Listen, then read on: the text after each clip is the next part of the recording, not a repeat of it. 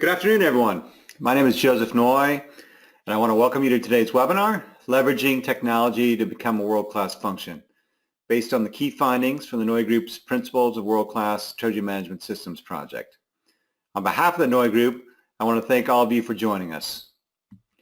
For those of you who don't know me, I'm the founder and CEO of the NeuGroup, which is the leading facilitator of peer knowledge exchange for finance and treasury leaders, with a network of 18 membership groups conducting over 30 face-to-face meetings a year.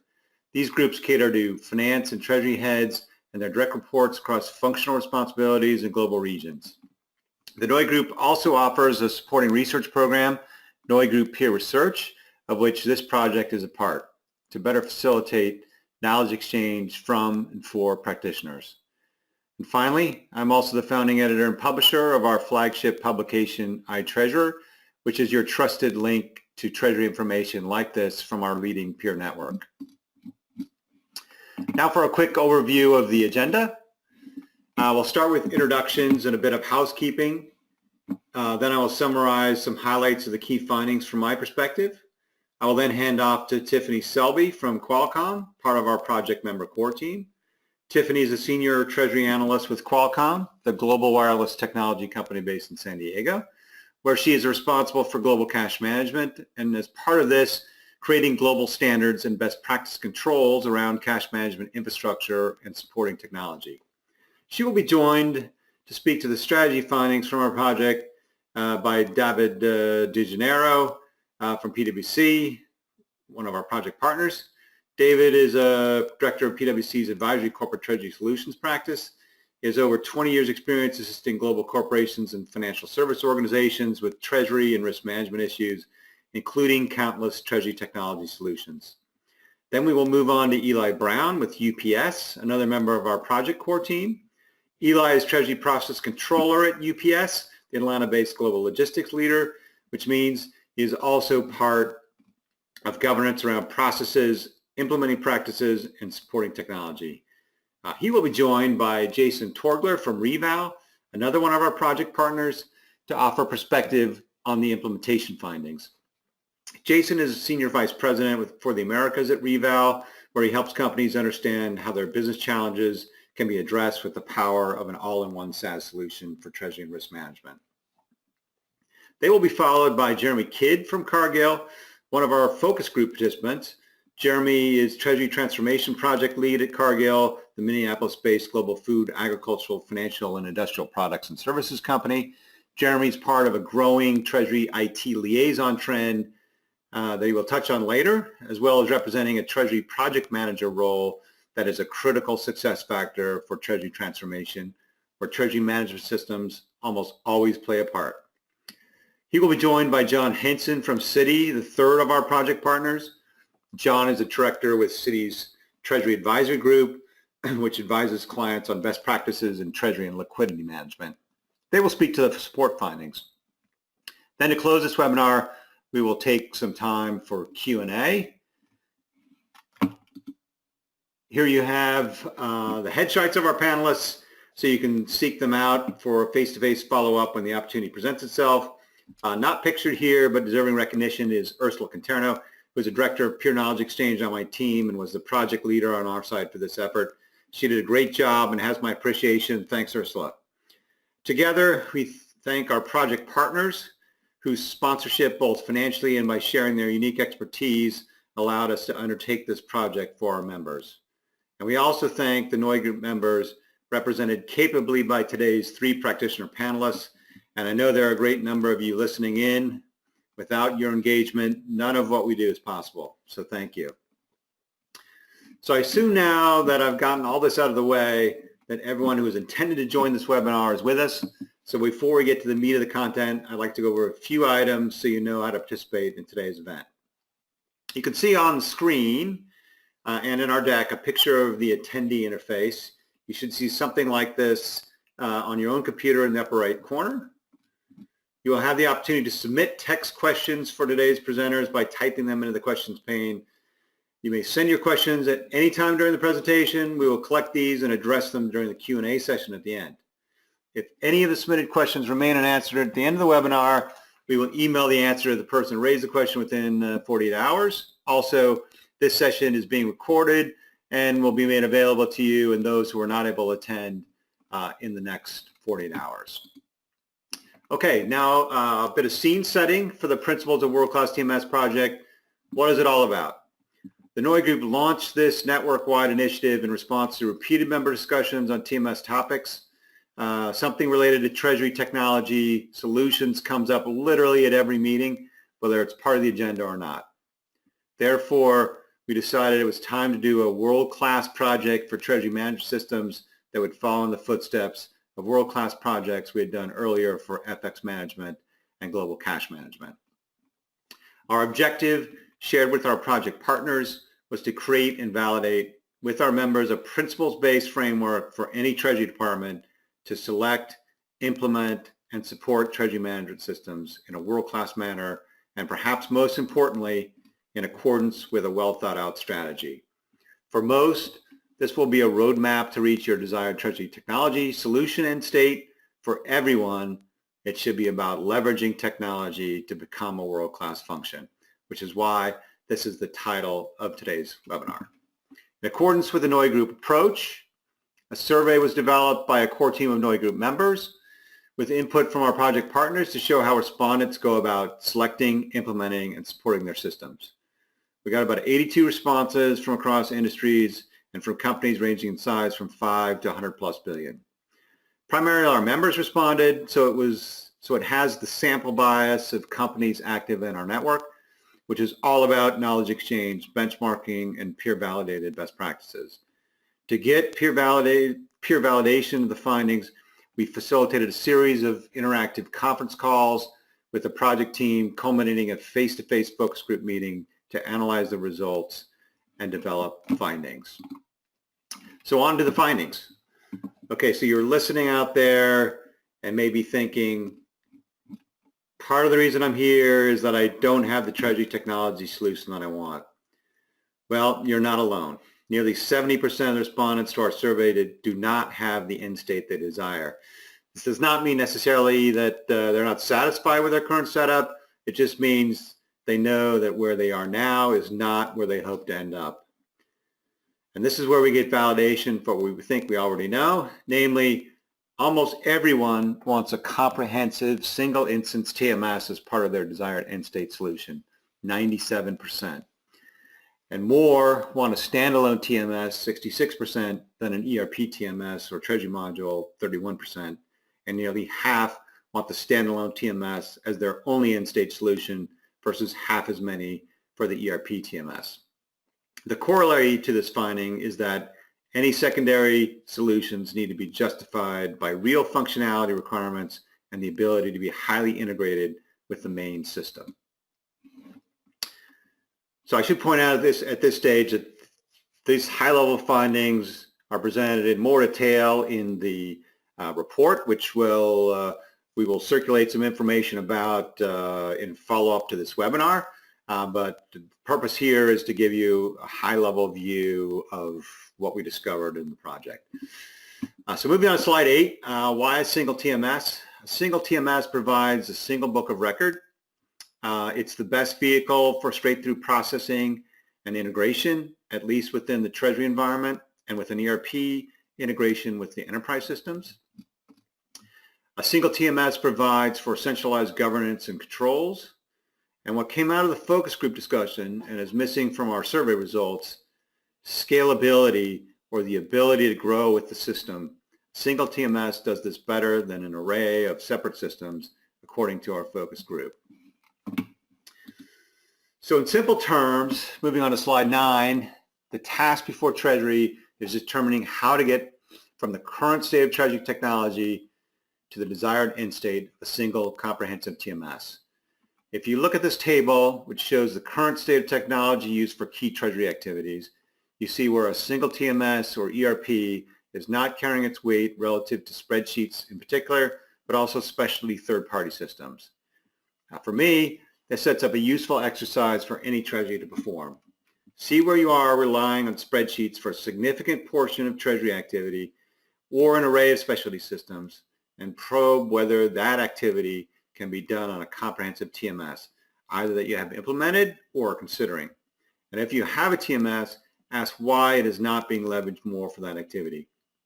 Is it because your TMS can't do it, does not have the functionality, you can't or won't do it the way the TMS wants you to, or you haven't learned how to do it in the TMS, or finally, you're just used to doing it in spreadsheets and not wanting to change.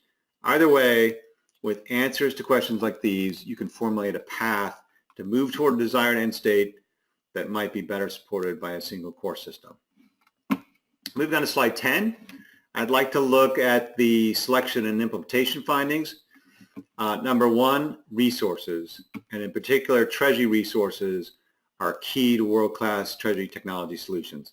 If you don't have Treasury leadership for a Treasury technology project, it will not be a success, no matter how world-class the solution you select and implement might be. Number two, because of this and the reality of resource constraints in most Treasury departments, more Treasuries are coming around to the idea that they should adapt their way of doing things to the way the system is designed to handle it. This is not what the survey said. Incidentally, 75% said that their requirements should take priority over the systems approach. But this was the conclusion of where things are headed from our focus group discussion.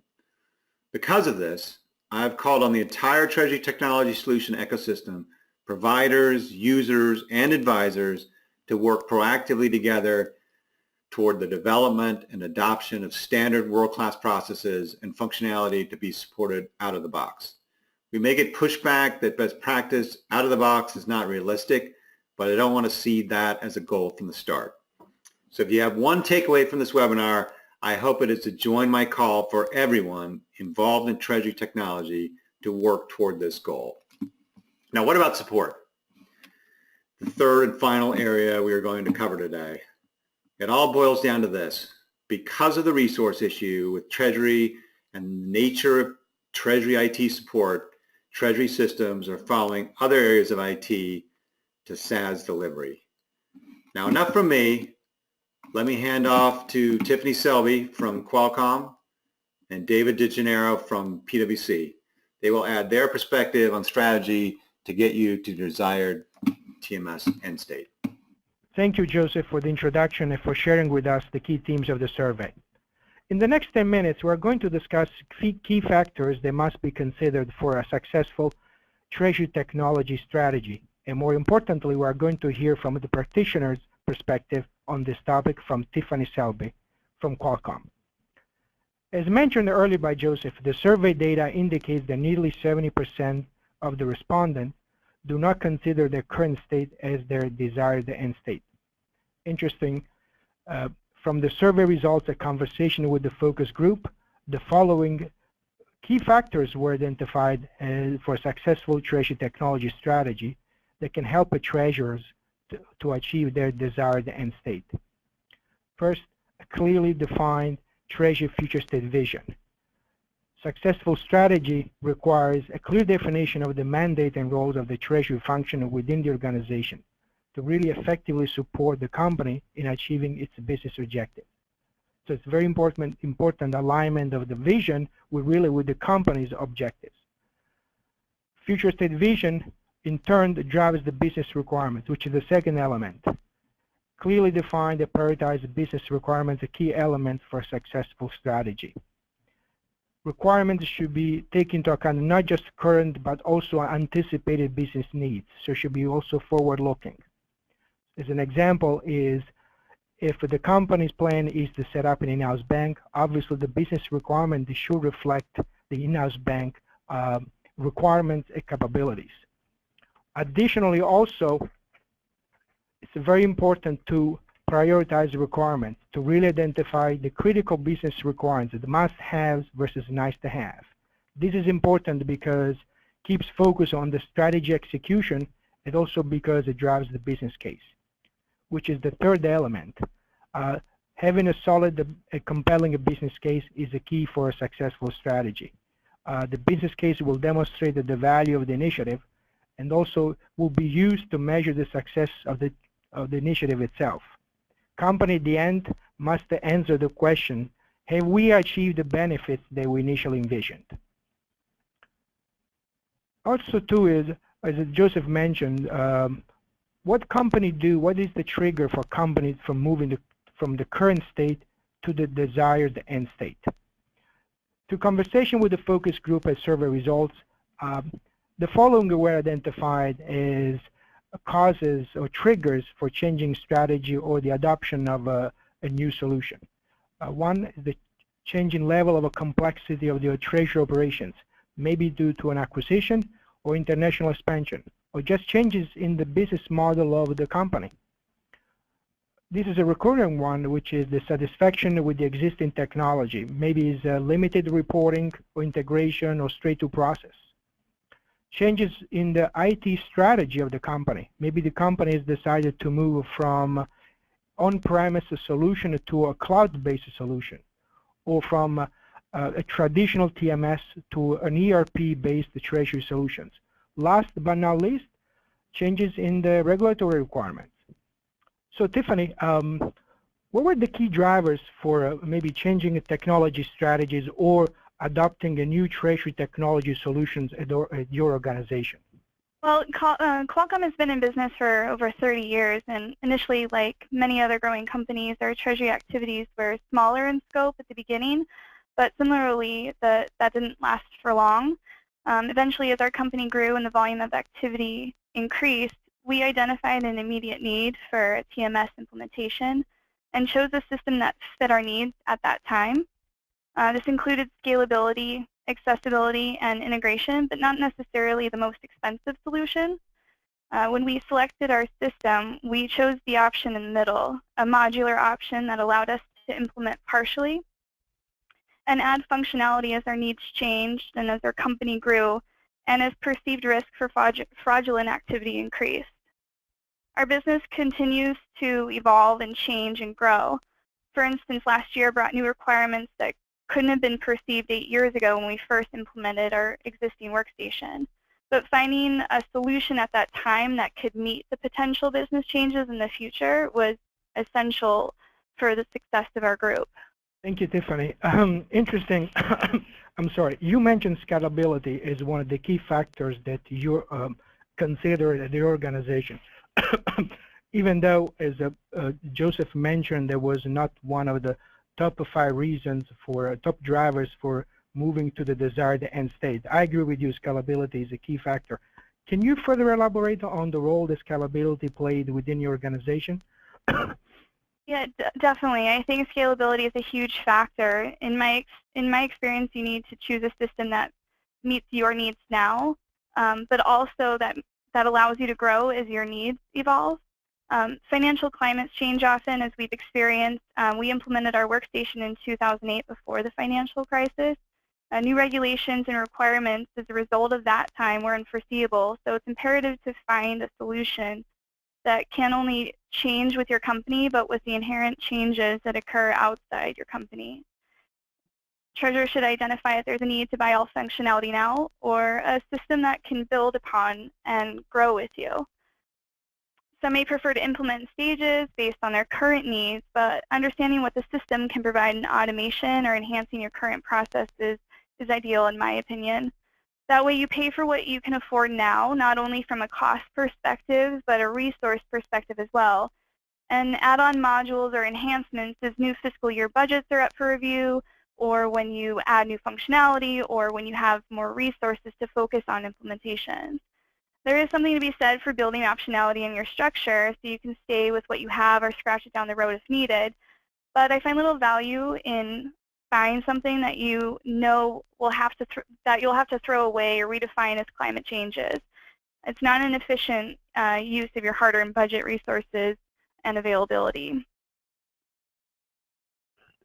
Thanks, Tiffany. As we mentioned before, we have identified the definition of a future state business requirement is a key for a successful technology strategy.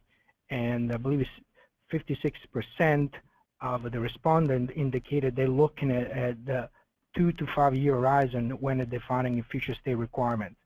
Can you share with us your perspective about how you define the requirement, the time horizon, and also how frequently you evaluate those against existing technology? Sure. I think in the past that horizon was longer, but as technology changes at a faster pace, that horizon is starting to tighten. However, planning a major change in your workstation every 2 to 5 years will be highly dependent on a few key factors. First, the success and duration of the initial implementation.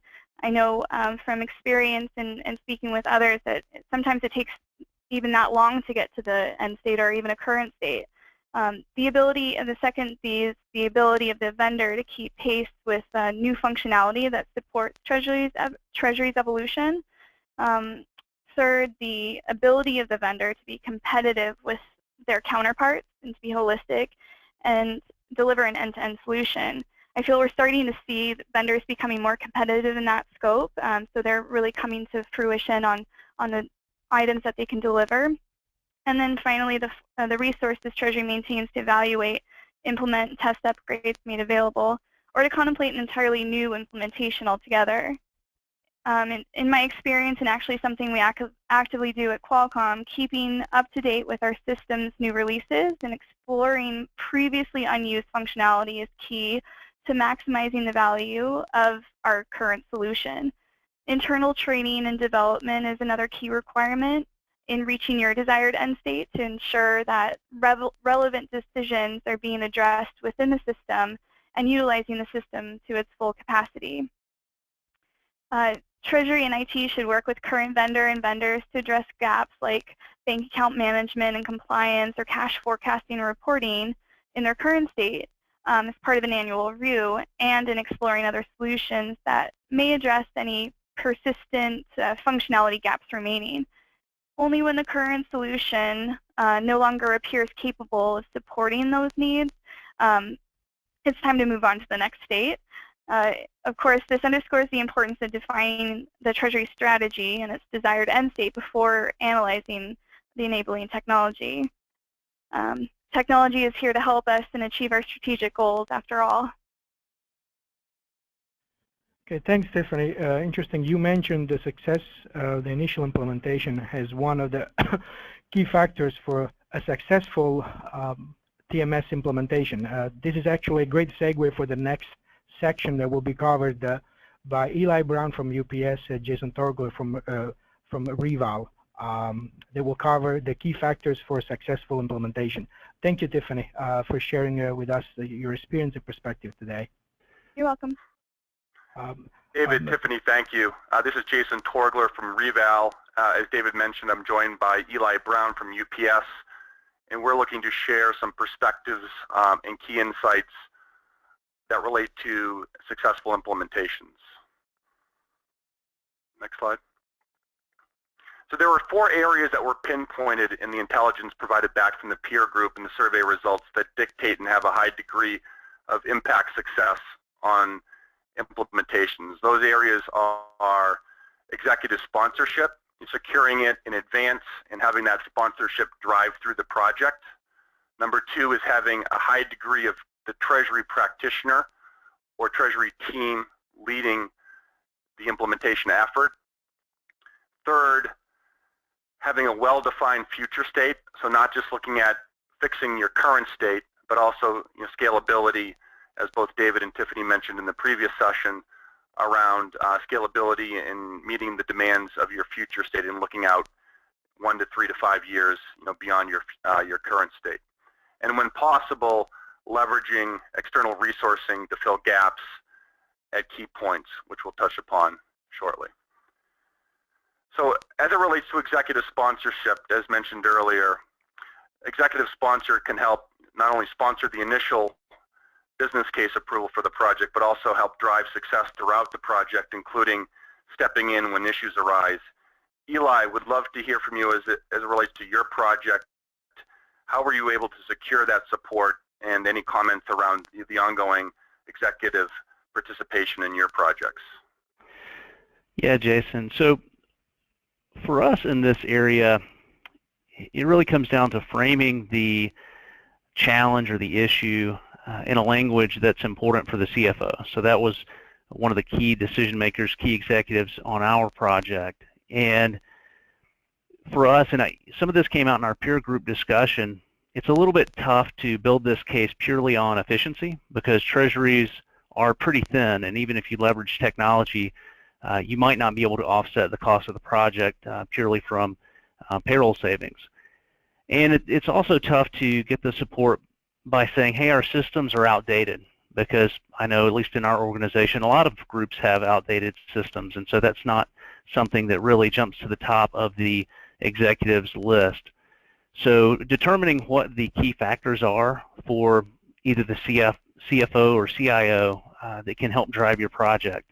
Things like cash visibility, that's a big topic here. Exactly where is my cash, where's my trapped cash?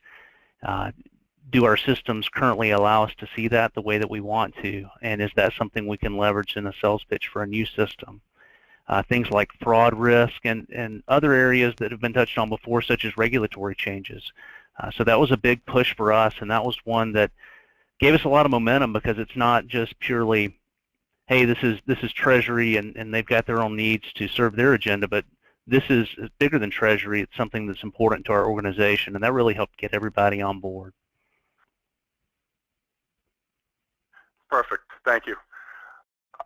Also love your perspective on the Treasury lead of the implementation. So the key findings from some of the surveys and the reports were that Treasury should take a primary focal lead in the deployment, not only starting out, but ongoing through go live.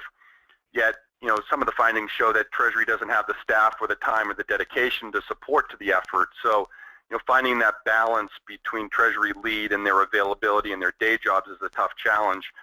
How did you address that at UPS? Yeah, and I do think this is a really key finding, and honestly, being in the middle of this right now, I can't imagine it being successful any other way. Ultimately, this is Treasury's ship to sail, and you want to have the captain working in Treasury, otherwise you might end up at a destination that you didn't want to go to.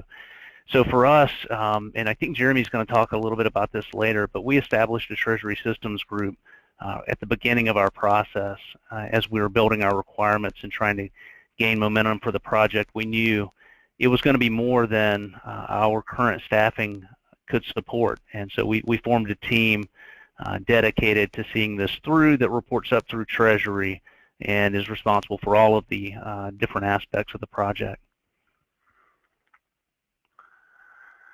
So as it relates to the future state requirements, one of the things that was brought up a lot was to identify what that 1, 3, 5, even maybe 10-year outlook would look like, looking into that crystal ball and baking those requirements and finding a way to bake those requirements into the selection process and obviously the rollout and maybe some of the phasing of the rollout. So from your perspective, what are some of the ways that you achieved kind of that vision towards the future, and how did you incorporate those requirements into your selection process and going forward into the deployment to make sure that you are future-proofed?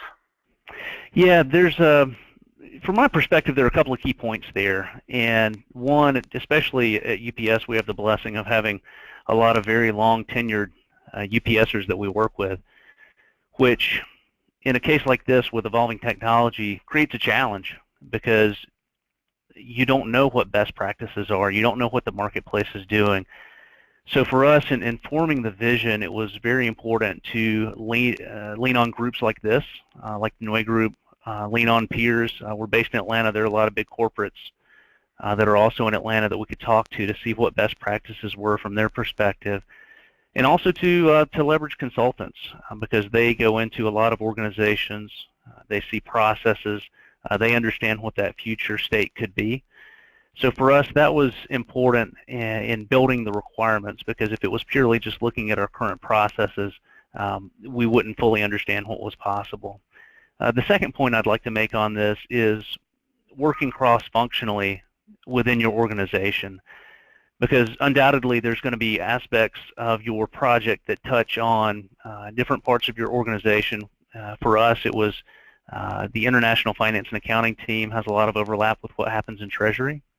We also have shared service sites that process payments on a large scale. So it was important for us to sit down with those teams and understand where are they going, what do they want to be able to accomplish, so that when we built out our treasury system, it was able to accommodate what they would want. Because again, taking it back to the prior point of executive sponsorship, if you can come to the table and show that you're not only solving Treasury's problem, but also helping your partners, that's a good selling point. So as it relates to external consultants, knowing the fact that Treasury staff have a tough time kind of breaking away from their day jobs to allocate resources to a project, but also, like you mentioned, some of the key insights that consultants could share on the future vision of the project. And what's your recommendation from your experiences on external consultancies as it relates to Treasury projects? Yeah, definitely visioning, like I mentioned before, and then augmenting areas in the implementation and in the resource load where you have gaps. So for us, our number of resources varies at our regional treasury centers, whether it's our office in Asia, EMEA, or in our Americas region office. So as we're defining our project plan, we're looking to see what are the gaps, and are those places that we need to bring in consultants to help fill gaps, or is it a better approach for us to bring somebody on? So in many cases, it is better for us to hire someone temporarily to push through a bottleneck in the project. The one point that a colleague here in Atlanta made to me that I thought was a really great point I wanted to share with everyone is just make sure that as you're doing your implementation, that the team that's going to stay at the company learns how to use the system and learns what the best practices are. You can't afford to pay the consultants to learn everything about your system and then walk away when you're done and not know how to manage the system yourself. Thanks, Eli, for those perspectives across executive sponsorship, the Treasury lead of the implementation, as well as the future defined state and external consultants. So a couple key findings before I switched over to the customer support best practices. We also identified a number of key challenges. So things aren't always as rosy as you'd like them to be. The top 3 challenges that came back around implementation of Treasury projects were all based upon internal resourcing. So no surprises here. Just be aware of it, whether it be Treasury resource availability, competing projects within the company, as well as IT's resourcing and support of the project came back as 3 top challenges. All of which you just have to factor into the project on a go-forward basis. And a couple key call-outs here as well. Again, as mentioned earlier, the Treasury team being dedicated and focused on the project has a high degree of success. Also with legal, we noticed that there was a strong correlation between companies that have a high degree of business units internationally and legal's involvement was there. So highly advised from some of the survey results to get legal involved on tax implications. Legal and tax involved with multiple business units and the impact on some of the Treasury transformation initiatives that you're looking to go through. Next slide. So with that, I'll thank Eli for his time, and I'll turn it over to Jeremy Kidd from Cargill and John Henson from Citi. Thank you. Great, thank you, Jason. So far we've discussed success factors in both selecting the right Treasury technology strategy and the factors involved in implementing it successfully. But once the technology is implemented, the project highlighted some best practices around how to support the solution that's ultimately put in place.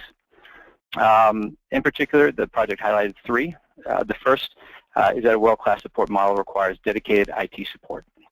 That support should have a single point of contact with a rapid response capability to help optimize Treasury productivity. The rapid response capability, though, requires regular Treasury interaction with its support resources, and in this environment that can be challenging, as the reality is that IT resources will likely not be Treasury owned. Additionally, the project highlighted that support should leverage a Treasury liaison where possible that can speak both languages.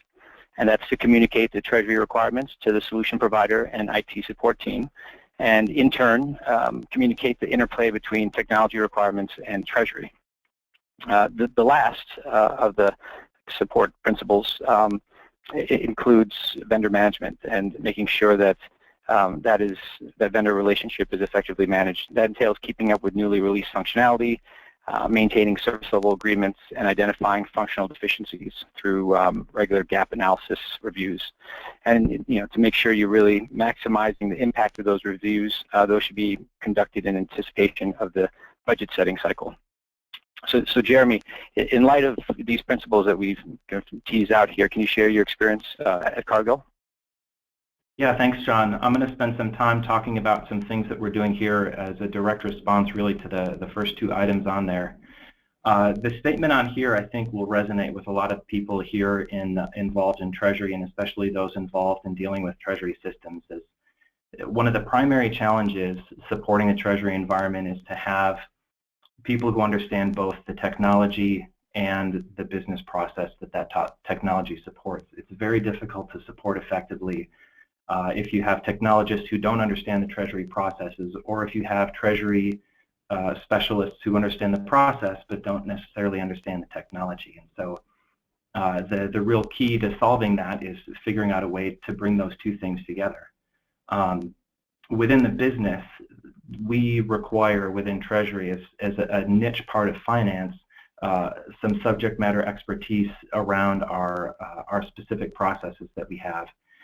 Because of the nature of the business that we're supporting in Treasury, the systems that are implemented in that space require a high degree of urgency and very short reaction times and issue resolution times.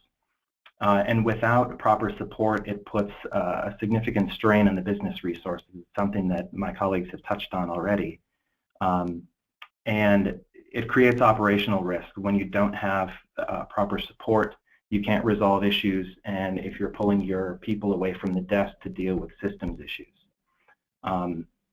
Ideally, you might have a dedicated embedded team where your IT resources were in Treasury and you had a Treasury IT department, but the reality is that most Treasury departments don't have that kind of luxury. The organizational barriers that we have is it's just not cost effective to do that in every case. The organization is looking to leverage resources across the enterprise, and IT is one of those resources that's usually managed as a function that's shared across the company, and you start to lose the ability to focus on a particular business area, and there's a push and pull there to provide the subject matter expertise that's required for Treasury. There becomes limited availability when you're trying to resolve issues. You may not have the people that you need. Can create some redundant roles and just not get you the resources and the knowledge required to effectively support Treasury. And tying back to some of the things that have been said before on Eli's slide, talking about the top challenges in systems projects, Treasury resources was often given as the #1 issue, and IT resources fell in third. So of the top 3 items, 2 of the 3 challenges to managing Treasury systems is around management of resources. And so to deal with this at Cargill, we've started down a path to create a new organizational construct that we are calling our Treasury Center of Expertise. And the goal of this very simply is to bring Treasury and IT together and create a shared group that sits in the middle. Think of it as a virtual team of experts. We're not taking people out of IT and putting them in Treasury, but we're setting up a model that will tap when there's an interface problem with our banks. There's somebody in the interface group who's part of the Center of Expertise and has that knowledge as part of the service that he can provide as a technologist to really be able to help us with the issue, and you're not just putting a ticket into a random support person. We are including not only Treasury IT resources, but Treasury resources as well, so that group will be made up of the analysts in Treasury who truly understand the subject matter, and the technology analysts in Treasury in IT who understand the technology. And we can bring those two sides together and have one effective team that resonates as a collective of IT and Treasury and feels very much part of that organization. We're setting this group up to be co-managed by an IT leader and a business leader to really continue to reinforce this. I want to caution about the use of the word support that's sprinkled all over this section, because it's really important to highlight that this group is not just about support as something that happens after. This group is about maintaining the overall health and stability of the environment, managing upgrades, enhancements, new deployments. Tiffany talked about the importance of scalability and being able to change and evolve as new regulations come up. We want to be able to look to the COE where we've got the analysts who can understand what the regulations are bringing and what kind of changes it needs to drive, who are working alongside and on the same team with the technologists who can help us implement those things in the system. We've also worked with our global IT group to set up a structure where the people in the COE have other teams behind them that they can reach out to and leverage. So if we're working on an upgrade or an enhancement that requires development, we don't have to keep a pool of developers on staff in the COE. We have someone who can reach out to that development organization to get the coding done, but that person acts as the liaison who can represent Treasury's needs to those developers and make sure that they can be managed effectively. On the next slide, we've just summarized some of the principles that we have in our Center of Expertise. I've talked about these really already, but the objective of that group is to have a team of experts with a holistic understanding across Treasury and across the technology that supports it. We want them to be in a position to be able to advise and guide and help us make the right decisions, and not just a group of order takers who will fill requests. We want it to be a very proactive group. And as I was just saying, the purpose of the COE is not just to support, but to focus on the needs of Treasury globally and make sure that our systems are healthy and can continue to thrive and be upgraded and maintained and continue to meet the business needs as the business evolves. Looking ahead, where some places that we see the COE taking us as it evolves is a place for people to learn. When new employees come into the business, if they're put in a group like a Center of Expertise where they're managing the systems, touching those systems and seeing how they are enabling the business process is a great place to get a primer on how the business works. We want to set up an environment where we have rotations where people will come out of an operational role into the COE, and people in the COE will have a chance to move into operational roles and really use it as a bed to get people a more well-rounded knowledge of the Treasury environment. We also want to be able to integrate with support teams, not just within our own organization, but as we all know, with the continued evolution of ASP and software as a service, we need to figure out how to tie the vendor effectively into this model. And with all of the technology that's supporting bank interfaces and SWIFT, we need to figure out how to tie those other external organizations in. And we also want to use this to cross-pollinate between our business and technology resources. If I can fast forward 5 years and see people who are IT professionals now who in 5 years are working on the desk in Treasury, or people in Treasury who are analysts who become leaders in the IT space, I would say that we've been very successful with this model.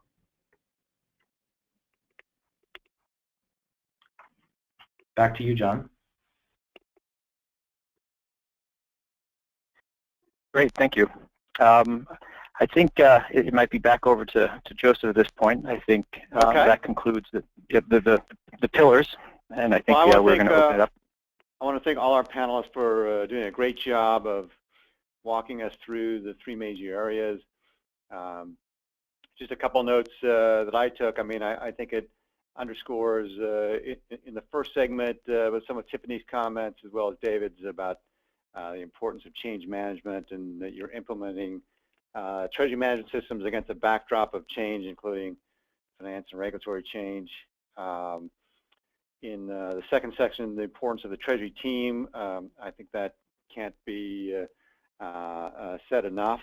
And then in the last session, just this idea of a more holistic view of support, crossing the Treasury and IT axis that Jeremy talked about. I think that's really something to highlight as best practice. So with that, I'd like to open up to questions. So if you want to start typing those into the interface, we do have a few questions already. And this one, maybe the first one, I mentioned the key aspect of the Treasury team. I guess it was directed at Eli at UPS. Someone was asking who made up the Treasury team that's leading implementation. Can you elaborate a bit on that? Sure. It's myself, and my background is in finance and accounting systems. And then we've got two other team members that'll be part of the project. Another guy that's got a lot of financial systems expertise, because in our view, Treasury systems and financial systems have a lot of parallels, and having the relationships with our IT partners was important. So folks that have had that career track were well qualified just to join our group. And then additionally, as we go through the implementation, we'll be leveraging folks that are true Treasury practitioners to be more and more part of it. But as far as the Treasury Systems team, that's the makeup of it from UPS. All right, thanks, Eli. So we have a couple questions surrounding this idea of having Treasury work to the system out of the box versus customization. There's a couple questions related to that. Anyone want to tackle that to start things off?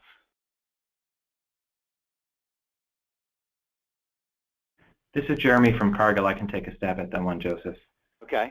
We're actually at a pivotal point on our transformation project at Cargill right now, where we're trying to figure out exactly how to deal with this issue, and we've wrestled with it quite a bit. And we are erring more on the side of leaning into standard functionality.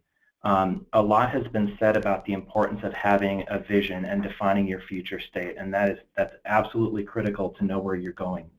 But when you start on the journey, you're not necessarily going to implement your future state on your first go-around. And we are making an effort as we get started on the journey to take advantage of the standard functionality first and evolve into our future state.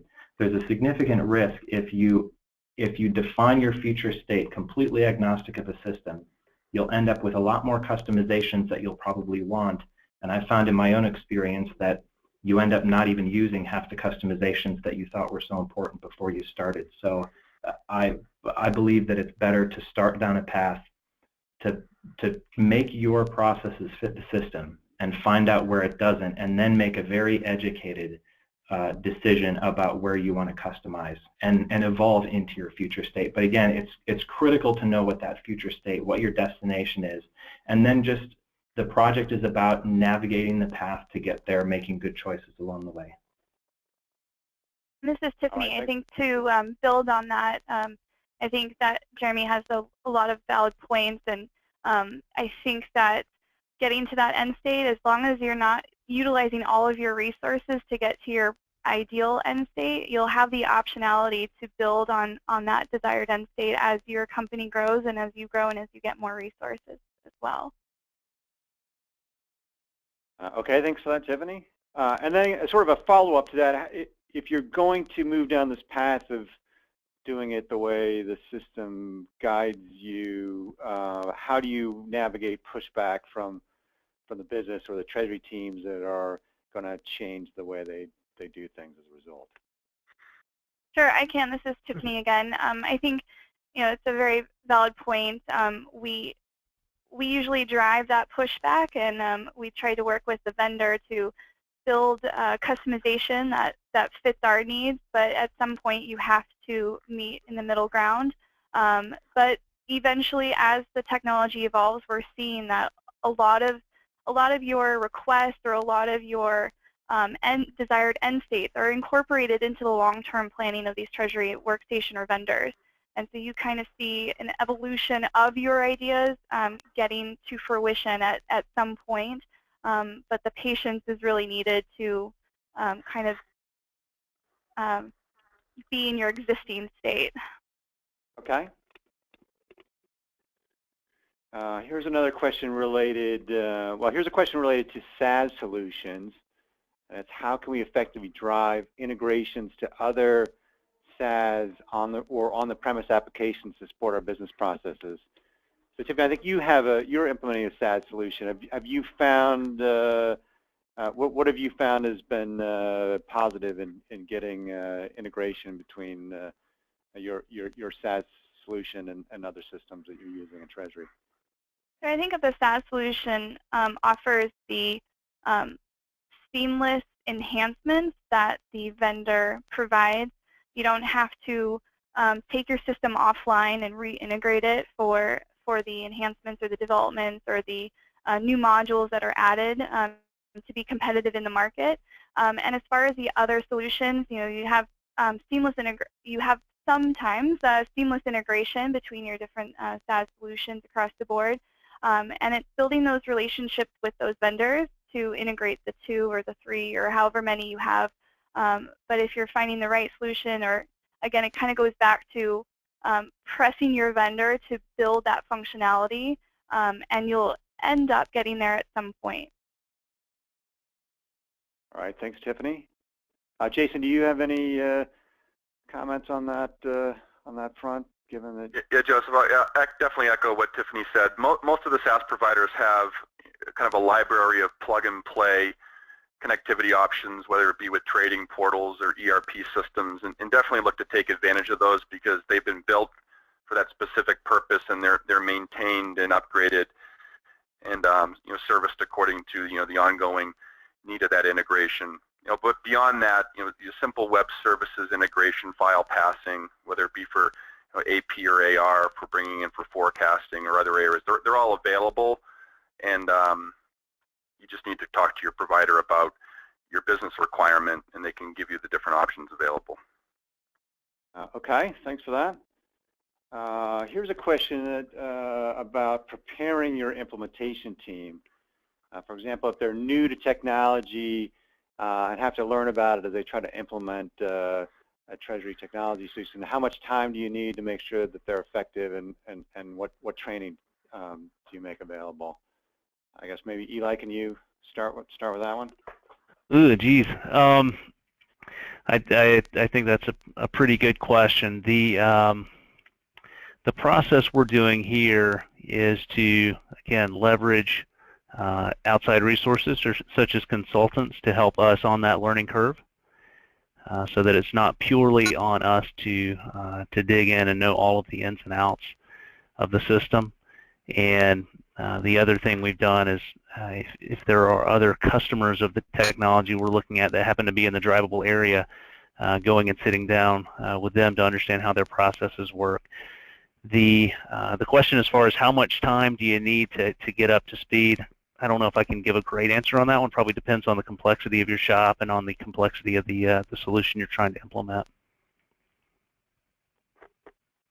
Thanks, Eli. I can just remember from the focus group discussion that the comment was made by someone that you've got to find the best person in your Treasury group that knows most about technology, and find a way to make them the project leader, even if they're valuable in their day job, because it's such a critical success factor. Yeah, Joseph, this is Jason. I mean, one other comment on that too is it's kind of striking the right balance between, during the implementation, the configuration exercise and the training, and obviously knowing the configuration is to build the system up to go live and to put into production and get all the value you want. But then there's a training component that looks to provide that self-sustaining nature of the application within the Treasury team, beyond just the setup and configuration. So it's just finding that balance, but to your point, also finding that internal resource at the company that's going to champion the training project. Okay, Jason, appreciate that. David, do you have any thoughts on this question? Thanks, Joseph. I echo what Jason and the others said. It's really about finding the right balance between the project team involvement and addressing the day-to-day work. What we typically suggest the clients to do is really to identify a core team of users who will be involved throughout the project and the TMS implementation, and really have these people involved in all phases, and especially during the proof of concept phases, the people will be really exposed to the system, and technically maybe this is the best training that, coupled with the formal training, will enable the team to really be fully proficient at the end of the project. Okay. We're coming at the top of the hour, but I'll try to get in one more question. This one I think is for you, John, at Citi. We've talked a lot about internal engagement and engagement with the TMS vendor. How do you involve how would you recommend involving your banking partners in implementation, particularly if it's part of a transformation of your banking relationships? No, that's a great question. I think early communication obviously is key there, and so I think we've touched on this idea of having a vision as to what your end state is going to look like, and I think that goes along with your banking structure as well. So I think that you should help design that in conjunction with your banking partner and make sure that gets folded into the overall project. Okay, thanks for that, John. So appreciate all the questions that have come in, a lot of really good ones. As I indicated at the top, we'll try to get to any of the questions we haven't gotten to on this webinar subsequently to you via email. But I want to take this opportunity to once more thank all our panelists for their time and sharing of insights today, and again to thank all of you for your time and attention this afternoon, and hopefully there were at least a few takeaways to make it worthwhile. I can't imagine that that's not the case, but we thank you for joining us and appreciate any feedback and follow-up. Thanks, everyone.